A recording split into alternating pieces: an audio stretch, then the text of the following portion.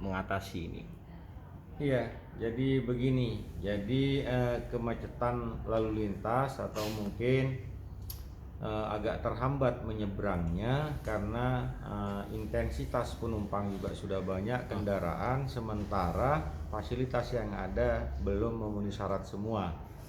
Saat ini sudah ada 3 izin trayek yang diterbitkan, tetapi di akhir Desember itu terbit lagi 1 izin trayek yang ditandatangani Kepala Dinas Perhubungan yang lama.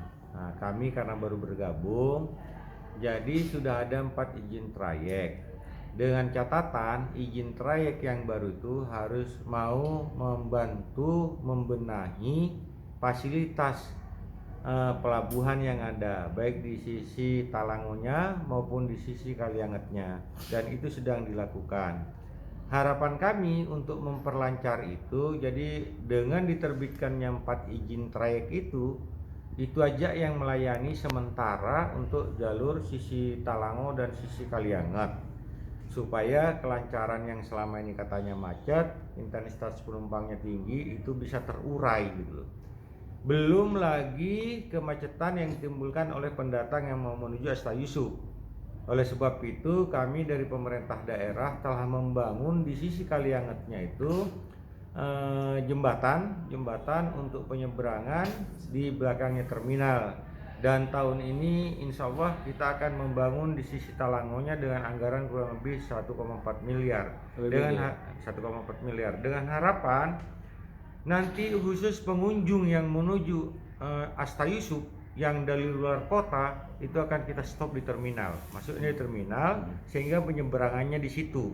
Untuk masyarakat umum yang penduduk asli Talango maupun yang 2 sisi ke arah Kalianget dan Talango, itu nanti kita arahkan di yang selama ini jalan di pelabuhan Kalianget maupun Talango. Tapi khusus Asta Yusuf itu kita arahkan di pelabuhan yang baru, biar mereka langsung ke Asta Yusuf supaya tidak membuat kemacetan di area pelabuhan Talango maupun Kalianget. Menggunakan perang kecil. Bebas, terserah pilihan masyarakat. Ada di sana juga tetap ada mungkin yang punya trayek jalan di sana, yang nanti di jembatan baru di sisi Asta Yusuf nanti juga ada trayek yang itu. Sementara yang 4 itu dulu sambil kita kaji nantinya gitu. Nanti 4-4-nya yang akan beroperasi itu, yang punya izin trayek. Ya, dalam sehari. Sekarang kan 1-2 per hari itu. Nah, tapi kalau sudah dermaganya diperbesar umpamanya, sudah bisa menampung 2 kapal di sisi Talangonya, di sisi Kaliangetnya 2 kapal, kan bisa jalan dua-duanya. 2 sisi sama jalan, gantian kan? Karena dermaganya sudah tersedia 2 sisi itu gitu.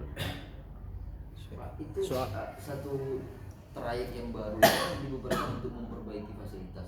Apa itu tidak memberatkan bagi mereka? Tidak memberatkan karena dia mau. Nah, saya juga berharap kalau ada fasilitas pemerintah, kemudian pihak swasta maupun masyarakat mau membantu memperbaiki, alhamdulillah saya selaku pemerintah kabupaten gitu loh. Karena kita juga punya keterbatasan APBD, sehingga partisipasi masyarakat tidak dilarang gitu loh, untuk membenahi itu gitu loh. Apa itu? Ya? KM apa? Sampurna Jaya. Yang terakhir, yang baru Sampurna Jaya katanya. Yang 3-nya Serbaguna dan Karjon itu ya? Karjon, Saparas. Siap. Soal parkir yang tidak beraturan yang menghambat transportasi di wilayah Talango itu, Pak? Nanti kita coba lihat ke sana, ke lapangan, nanti kita evaluasi. Mudah-mudahan dengan nantinya, mudah-mudahan tidak ada masalah, tidak ada gesekan. Harapan saya kan ini sama-sama berusaha. 4 operator yang mengoperasikan kapal penyeberangan kan sama-sama berusaha, sesaudara, sama-sama orang setempat, orang lokal gitu.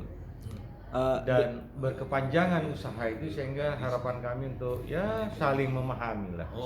DPR dari Ketua Fraksi Nasdem Akis Jasuri meminta untuk pihak terkait seperti di Sub ada petugas di sana karena sering terjadi gesekan karena tidak beraturan masuk ke dalam tongkang hingga ada yang terjebur ke air laut. Iya, nanti kita akan mengevaluasi, kemudian kalau diharapkan begitu kita juga akan menempatkan petugas di sana agar lebih tertib.